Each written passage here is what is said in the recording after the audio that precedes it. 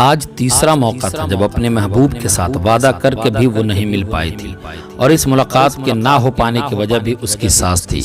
وہ مسلسل ناگن کی طرح فنکار رہی تھی۔ اس کا بس نہیں چل رہا تھا کہ اپنی ساس کو زندہ درگور کرتی تھی، بجائے اس کے کہ ساس نے اس کو گناہ کبیرہ سے بچایا تھا۔ وہ شکر گزار ہوتی، اس نے الٹا ساس کو راستے سے ہٹانے کے متعلق سوچنا شروع کر دیا تھا۔ اپنے محبوب سے ملاقات نہ کر سکنے کی وجہ سے طیش میں آ کر اس نے اپنے ساس کے سر پہ ڈنڈا دے مارا تھا، جس سے ضعیف العمر ساس بے ہوش ہو کر گر پڑی تھی۔ اس کی طیش میں کمی بالکل بھی نہیں آئی تھی۔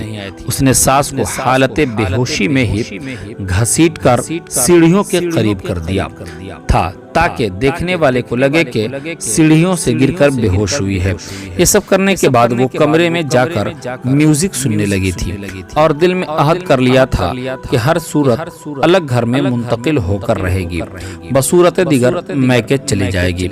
اس کے میوزک سنتے ہوئے ہی اس کا دیور گھر پہنچا تھا۔ جب اس نے بے ہوش پڑی ہوئی اپنی والدہ کو دیکھا تھا تو بھابھی بھابھی کرتے ہوئے ثانیہ گلریز کے کمرے کی طرف دوڑا تھا، جہاں وہ کمرے کو اندر سے لاک کر کے بلند آواز سے میوزک سن رہی تھی۔ مسلسل دستک کے باوجود بھی وہ دروازہ نہیں کھول رہی تھی، یہاں تک کہ پاؤں کے ساتھ مسلسل بٹ کرنے کی وجہ سے دروازہ ٹوٹ گیا تھا۔ ثانیہ کے دیور شعیب غفور نے انتہائی غصے سے میوزک کے آلات کا سوئچ نکالا، اور اس سے پہلے کہ طیش میں آ کر وہ اپنی بھابھی کو کچھ غلط بولتا، اس کی ماں کی تربیت آڑے آ گئی تھی۔ اس نے غصے پر قابو پایا اور انتہائی نرمی سے ثانیہ کو اپنی والدہ کی حالت سے متعلق آگاہ کیا۔ اس سے والدہ کو ہسپتال پہنچانے کے لیے مدد مانگی، مگر ثانیہ نے طبیعت خرابی کا بہانہ کر کے مدد کرنے سے انکار کر دیا۔ مجبوراً پڑوسی دوست کی مدد سے وہ اپنی والدہ کو لے کر ہسپتال پہنچا۔ ڈاکٹر نے بتایا کہ سر میں بہت زور سے ضرب لگائی گئی ہے، ان کو ہوش میں آنے کے لیے 3 سے 4 دن لگ سکتے ہیں۔ اگر اتنے وقت کے بعد بھی وہ ہوش میں نہیں آتی ہیں تو ان کا آپریشن کرنا پڑے گا۔ شعیب نے اس قدر سنگین حالات کے باوجود بھائی کو بتانا مناسب نہ سمجھا، مگر دل میں فیصلہ کر لیا تھا کہ بھابھی کا دیرینہ مطالبہ پورا کرنے میں اس کی مدد ضرور کرے گا، کیونکہ اس کی بھابھی عرصے دراز سے الگ گھر کا مطالبہ کر رہی تھی، اور اس کا بڑا بھائی جہاں زیب ہر ممکن کوشش کر رہا تھا کہ الگ گھر میں منتقل نہ ہونا پڑے، کیونکہ ایک تو وہ یک مشت گھر خریدنے کی پوزیشن میں نہ تھا، اور ہر مہینے کرائے کی صورت میں کثیر رقم خرچ کر کے باقی کا نظام زندگی چلانا ناممکن تھا۔ دوسری بڑی وجہ اس کا چھوٹا بھائی یعنی شعیب خود ابھی زیر تعلیم تھا، اور ساتھ میں اس نے کپڑے کی دکان بنا رکھی تھی، جہاں پہلے ٹائم موسم بیٹھتا اور سیکنڈ ٹائم وہ کھانا کھا کر خود دکان پر چلا جاتا تھا۔ یوں گھر میں والدہ کی دیکھ بھال کے لیے کوئی نہیں ہوتا تھا۔ ثانیہ گلریز کا چال چلن شادی سے پہلے بھی کچھ اچھا نہ تھا، اور شادی کے بعد جب گھر میں بوڑھی ساس کے ساتھ رہنا پڑا تو بجائے ان کی عمر اور تجربے سے سیکھنے کے اس نے گھر کے اندر اپنی الگ دنیا بنا لی تھی۔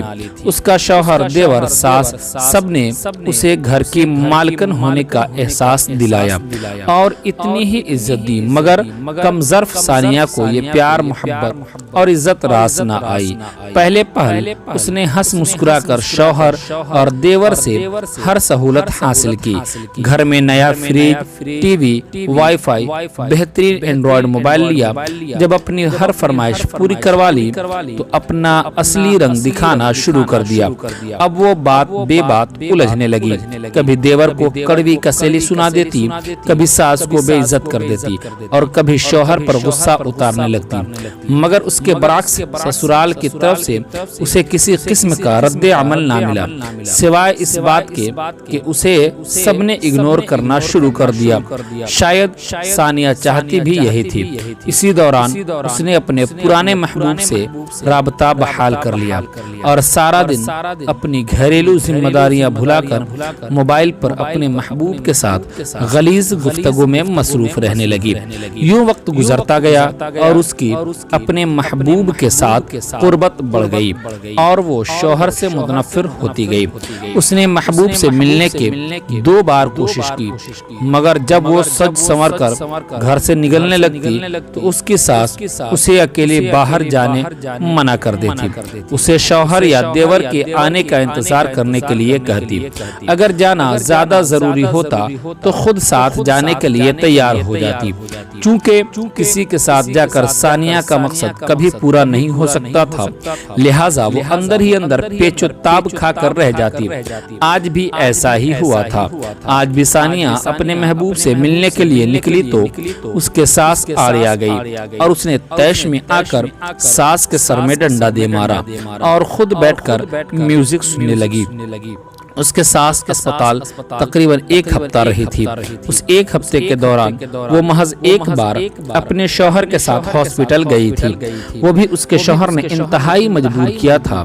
اس کی ماں بستر مرگ پر پڑی ہے اور اس کی بیوی طبیعت تک پوچھنے کے لیے نہیں جا رہی ہے، تو زمانہ کیا کہے گا۔ ثانیہ بھی دور جدید کی شاطر لڑکی تھی۔ وہ اپنے شوہر کی مجبوری سے اچھی طرح واقف تھی۔ جب اس کی ساس کو ہوش آ گیا تو بھی اس کی ساس نے ثانیہ کے رویہ کے متعلق کسی قسم کی شکایت اپنے بیٹے سے نہیں کی تھی، یا تو اسے اپنے ساتھ پیش آیا حادثے کے متعلق کچھ یاد ہی نہیں تھا، یا پھر وہ جان بوجھ کر مصلحت سے کام لے رہی تھی۔ مگر ثانیہ نے بجائے توبہ طائب ہونے کے اس چیز کو اپنی کامیابی سمجھا اور خالی گھر ہونے کے موقع سے خوب فائدہ اٹھایا۔ اپنے محبوب کو گھر بلا کر کئی بار گناہ کبیرہ کے مرتکب ہوئی۔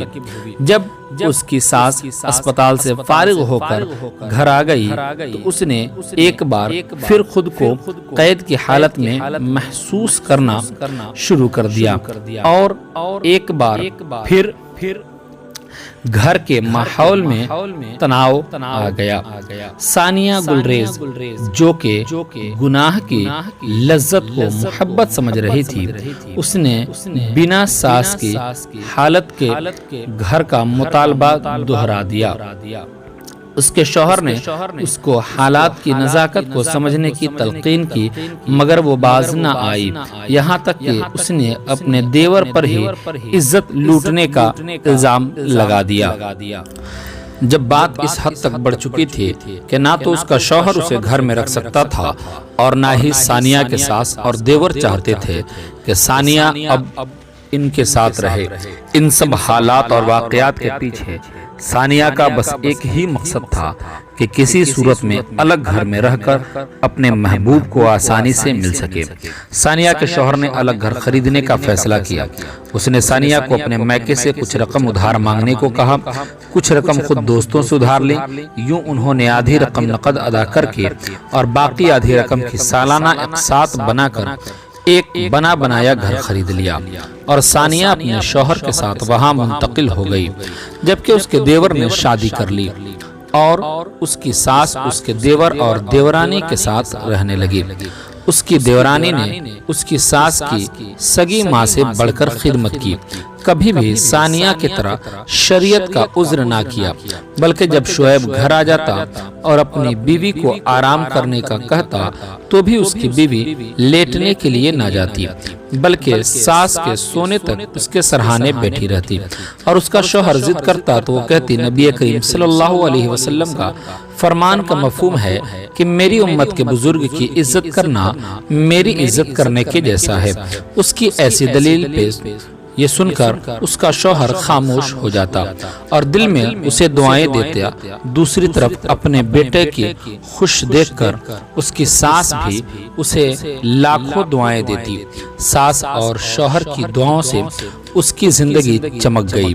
اللہ تعالیٰ نے ان کے گھر کو وسیع رزق عطا کر دیا۔ انہوں نے کپڑے کا کاروبار چھوڑ کر اسٹیل کا بزنس شروع کیا اور دیکھتے ہی دیکھتے شعیب اسٹیل انڈسٹری کا بہت بڑا بروکر بن گیا۔ دولت ان کے گھر کی باندی بن کر رہ گئی۔ وہی گھر جہاں کبھی ہر وقت جھگڑے کی آوازیں آتی تھی، آج جہاں امن اور سکون تھا۔ ساس نے شعیب کی بیوی کو اپنی بڑی بہو کے متعلق بتایا تھا کہ کس طرح اس نے اس کے سر میں ڈنڈا دے مارا تھا، اور ساتھ ہی اس کے اعمال کے متعلق بھی بتایا تھا کہ کس طرح ثانیہ کسی غیر مرد کی خاطر اپنے مجازی خدا کو دھوکہ دے رہی تھی، اور ساتھ ہی نصیحت کی کہ یہ باتیں کبھی اپنے شوہر سے نہ کرنا تاکہ ثانیہ کا گھر قائم رہے۔ وقت گزرتا گیا، شعیب کا کاروبار بڑھتا گیا۔ وہ اپنی اس کامیابی کی وجہ اپنی بیوی اور اپنی والدہ کو قرار دیتا رہا۔ دوسری طرف الگ گھر میں جا کر ثانیہ نے کھل کر گناہ کبیرہ کرنا شروع کر دیا۔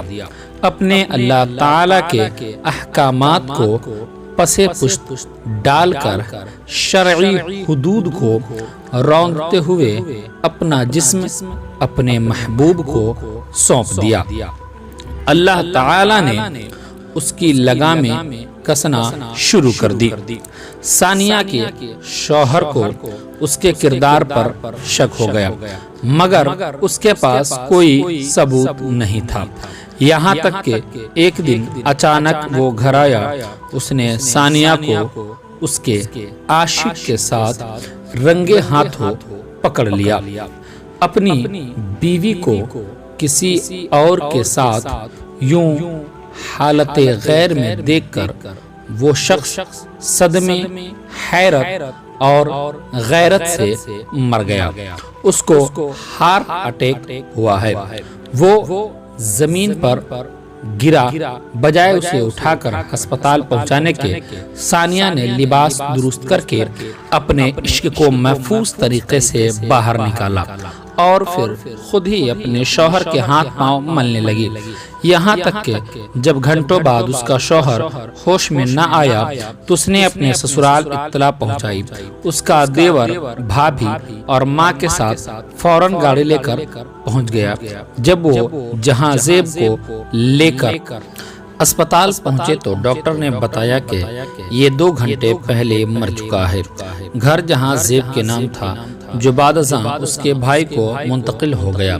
گھر کی کچھ اقساط ابھی باقی تھیں، جہاں زیب کے بھائی شعیب نے اپنی بھابھی سے کہا کہ اگر وہ رکھنا چاہتی ہے تو باقی اقساط ادا کر کے وہ گھر لے لے۔ بصورت دیگر میں اپنے بھائی کی نشانی سمجھ کر ساری رقم یکمشت ادا کر کے گھر کا مالک بن جاؤں گا۔ ثانیہ کے پاس اب شوہر والی بہار رہی نہیں تھی اور سسرال سے وہ بعد عرصہ پہلے قطع کر چکی تھی۔ اسے کہیں اور سے قرض ملنے کی امید نہ تھی، لہٰذا وہ گھر کے حق سے دستبردار ہو گئی اور شعیب نے ثانیہ کی لگائی گئی رقم اس کو واپس کر کے گھر لے لیا۔ وہ رقم لے کر ثانیہ اپنے عاشق کے ساتھ چلی گئی۔ اس ثانیہ کو 2 سال بغیر نکاح کے اپنے ساتھ رکھا۔ جب وہ پیسے ختم ہو گئے جو ثانیہ کو گھر سے بطور حصہ ملے تھے تو اس کے محبوب نے بھی اسے چھوڑ دیا۔ اب اس کے پاس نہ میکہ تھا نہ سسرال تھا، مجبوراً ایک فلاحی ادارے میں منتقل ہو گئی، مگر آج بھی وہ اس بات پر قائم تھی کہ الگ گھر کا مطالبہ کرنا شرعی طور پر میرے لیے جائز تھا۔ آج بھی وہ خود کو حق پر جبکہ اپنے شوہر اور سسرال کو ظالم گردانتی ہے۔ اس وقت وہ صدقہ خیرات کی رقم پر پل رہی ہے۔ جو کبھی سسرالی رشتوں کو بوجھ سمجھتی تھی، آج ان رشتوں کی اہمیت کا احساس اسے ہوتا ہے، مگر آج وقت گزر چکا ہے۔ ثانیہ اور اس جیسے ہر کردار کو میری نصیحت ہے کہ وہ صدق دل سے توبہ و تائب ہو، اللہ کی رحمت سے کبھی مایوس نہ ہو، اور اب بھی وقت ہے راہ ہدایت کی طرف پلٹ آئیں۔ آخر میں ثانیہ جیسے کرداروں کے لیے ایک فتویٰ شیئر کر رہا ہوں تاکہ ان کو احساس ہو سکے کہ شریعت میں اتنی لچک ہرگز نہیں جتنی سمجھ لی گئی ہے۔ بیوی کے نان و نقفہ اور رہائش کا اس طرح انتظام کرے کہ اس کے محتاج نہ رہے، اور رہائش کے لیے ایسا مقفل کمرہ، باورچی خانہ اور بیت الخلا ہونا ضروری ہے جس میں کسی دوسرے کا اشتراک اور عمل دخل نہ ہو۔ لہٰذا صورت مسئولہ کے مطابق اگر شوہر نے ایسا مستقل فلیٹ بیوی کو دیا ہوا ہے جس میں مقفل کمرہ، باورچی خانہ اور بیت الخلا مہیا ہوں، تو اس طرح کے انتظام سے شوہر پر واجب سکنا یا رہائش کی ذمہ داری ادا ہو جائے گی، اور ایسی صورت میں بیوی کے لیے الگ مکان کا مطالبہ کی اجازت نہیں ہے۔ معاشرے کے اندر ایک اہم بات جو قابل غور ہے وہ یہ کہ اکثر اوقات بیوی اپنے شوہر سے صرف اس لیے الگ گھر کا مطالبہ کرتی ہے تاکہ وہ اپنے دوست و احباب کو دعوت دے سکے، وہ ہر وقت آزاد گھوم پھر سکے۔ گویا وہ غلط مقاصد کے تحت الگ گھر کا مطالبہ کرتی ہے، کیونکہ وہ اپنے یہ غلط مقاصد اپنے خاوند کے والدین کی موجودگی میں پورے نہیں کر سکتی، یہ حرام ہے۔ لہٰذا خاوند جہاں مناسب سمجھے اپنی بیوی کو رکھ سکتا ہے، بیوی بغیر کسی شرعی عذر کے الگ گھر کا مطالبہ نہیں کر سکتی۔ دوستو، یہ کہانی آپ کو کیسی لگی کمنٹ میں ضرور بتائیے گا، اور اسی طرح کے خوبصورت کہانی دیکھنے کے لیے ہمارا چینل سنت لائف کو سبسکرائب ضرور کر لیں۔